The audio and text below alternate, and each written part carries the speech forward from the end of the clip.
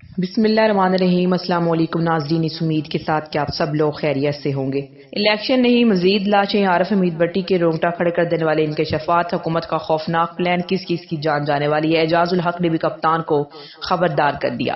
Video کی تفصیل میں جانے سے پہلے آپ ہمارے چینل کو سبسکرائب کریں، ویڈیو کو لائک کریں اور کامنٹس باکس میں اپنی قیمتی رائے سے ضرور آگاہ کریں۔ ناظرین، اس وقت ملک میں صورتحال انتہائی تشویشناک بن چکی ہے۔ امپورٹر سرکار 8 مہینوں کے درمیان بری طرح سے ناکام ہو چکی ہے اور ان کے حامی چینلز بھی یہ ماننے پر مجبور ہو چکے ہیں کہ پی ڈی ایم نے ملک کو بدترین معاشی صورتحال سے دوچار کر دیا ہے۔ پاکستان معاشی طور پر تباہ ہو چکا ہے۔ ایمرجنسی نافذ ہونے کی ہولناک خبریں بھی سامنے آ رہی ہیں۔ وہیں ناظرین، دوسری جانب عمران خان کے خلاف حکومت پلانز بنا رہی ہے اور ان پلانز میں حکومت بالکل بھی پیچھے ہٹتی ہوئی نظر نہیں آ رہی۔ عمران خان اس بات کا اعتراف اپنے حالیہ بیان میں بھی کر چکے ہیں کہ مجھ پر ایک اور قاتلانہ حملے کی پلاننگ ہو چکی ہے۔ پنڈی جانے سے روکنے کے لیے عمران خان کو منع کرنے کی بھرپور کوشش کی گئی، لیکن ان تھریٹ لیٹرز کے باوجود بھی عمران خان نے قوم سے وعدہ نبھایا اور زخمی حالت میں عمران خان پنڈی پہنچے۔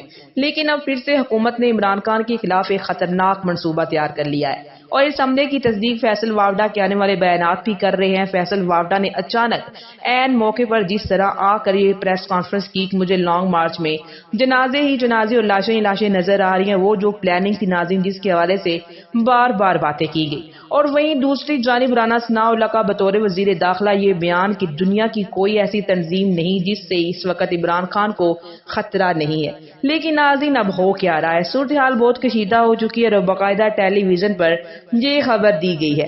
عارف حمید بٹی نے یہ خبر بریک کی ہے کہ وہ بہت پریشان کن ہے۔ عارف حمید بٹی کے بقول حکومت نے یہ حتمی فیصلہ کر لیا ہے کہ کسی بھی صورت الیکشن میں نہیں جانا اور عمران خان کو الیکشن تک زندہ نہیں رہنے دینا۔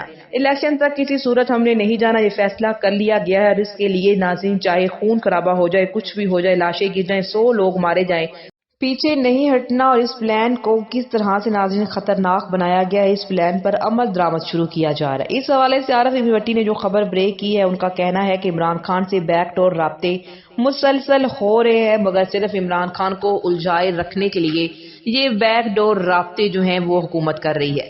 موجودہ حکومت کسی بھی صورت الیکشن میں نہیں جائے گی۔ یہی بات فواد چودھری نے اپنے بیان میں کی ہے کہ صدر سے جب اسحاق ڈار کی ملاقات ہوئی تھی تو بڑی چہم گوئیاں ہوئی کہ ان کی ملاقات کا کیا چکر ہے۔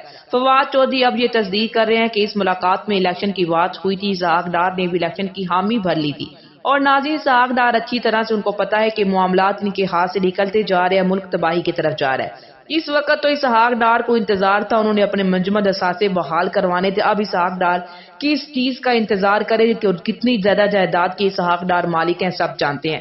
اسحاق ڈار اب کس چیز کا انتظار کرے؟ اپنا معاملہ تو وہ کلیئر کروا چکے ہیں۔ ناظرین، اس ملاقات میں اسحاق ڈار نے کہا کہ نواز شریف سے مشاورت کرنی ہے، لیکن اب کہیں بھی یہ کوئی بات اور کوئی ذکر اس کے حوالے سے سامنے نہیں آ رہا اور یہی حکومت کی جانب سے بیان سامنے آ رہا ہے کہ کسی بھی صورت ہم نے حکومت نہیں چھوڑنی۔ مولانا فضل الرحمان جن کو گورنری مل چکی ہے، بیٹا بھی ایڈجسٹ ہو چکا ہے، ان کا کہنا ہے کہ جو مرضی ہو جائے حکومت کو نہیں چھوڑنا۔ انہوں نے حکومت نہیں چھوڑنی، ملک تباہی کی طرف جا رہا ہے۔ عمران خان اتنا مقبول ہو چکا ہے کہ وہ نئی تحریک کا آغاز کر رہا ہے، انتخابات کراؤ، ملک بچاؤ۔ عمران خان سے کسی طرح نمٹنا ہے، اس کے لیے خوفناک پلان تیار کیا گیا ہے۔ عارف حمید بٹی نے انکشاف کر رہے ہیں کہ پی ڈی ایم نے این آر او پارٹ 1 لے لیا ہے، جس میں عمران خان کی حکومت کو ختم کرنا تھا اور اقتدار پر مسلط ہونا تھا، وہ تو ہو گیا۔ اب پارٹ 2 کی باری ہے، جس میں تمام مقدمات حکومت نے ختم کروانے تھے اور وہ بھی حکومت ختم کروا چکی ہے۔ حکومت کے ندیس آج بھی عمران خان کے ارد گرد کی کشتی کو ڈبونے والے موجود ہیں، جو وکٹ کے دونوں طرف کھیل رہے ہیں اور جن کی دوسری جانب رابطے ہیں۔ عارف حمید بٹی کا کہنا ہے کہ اب عمران خان کو اسمبلیاں تحلیل کر دینی چاہیے، فوری طور پر اسمبلیاں تحلیل کر دیں۔ اور ناظرین، وہی دوسری جانب اعجاز الحق نے بھی عمران خان کو خبردار کرتے ہوئے یہ کہا کہ اسمبلیاں تحلیل کر کے ہی عمران خان جو ہے وہ امپورٹر سرکار پر پریشر ڈال سکتے ہیں، جبکہ تحریک انصاف کے بہت سے ایم پی ایز کا یہ خیال ہے کہ ایسا نہیں کرنا چاہیے، زیادہ مسائل کا سامنا کرنا پڑ سکتا ہے۔ حکومت نے 3 مہینوں کے بجائے اگر 6 مہینے لگا دیے اور انہوں نے اگر الیکشن نہ کروائے تو یہ نہ ہو کہ ہمارے پاس اب جو حکومت ہے یہ ان کے پاس نکل جائے اور جو پروجیکٹ ہم نے شروع کیے ہیں جو اس پر اپنے نام کی تختی لگوا لیں کہ سیٹ اپ سارا ان کا آئے گا۔ عمران خان کو یہ خبریں پہنچائی جا رہی ہیں، اسی لیے شاید اب وہ فروری تک یہ معاملہ لے جائیں اسمبلیاں تحلیل کرنے کا اور مارچ کے بجائے مئی میں جا کے الیکشن ہو۔ عارف حمید بٹی نے اندرونی خبر بریک کی ہے کہ عمران خان جتنی جلدی ممکن ہو۔ اور ناظرین، وہیں دوسری جانب عارف حمید بٹی نے جو الارمی خبر بریک کی کہ اب پی ٹی آئی کے خلاف کریک ڈاؤن تیز ہوگا، 25 مئی سے بھی زیادہ تیز، اور پہلے لیڈرشپ کو مزید مقدمات میں الجھایا جائے گا۔ شہباز گیل اور اعظم سواتی ان کے ساتھ جو کچھ ہوا وہ سب کے سامنے ہے۔ بل آ کر ناظرین اب پھر سے عارف امیری بھٹی نے انکشاف کیا ہے کہ عمران خان سے اپنی بدنامی اور شکست کا بدلہ لینے کے لیے ان کی گرفتاری سے لے کر ان کی جان کو داؤ پر لگانے کے بھی خدشات ہیں۔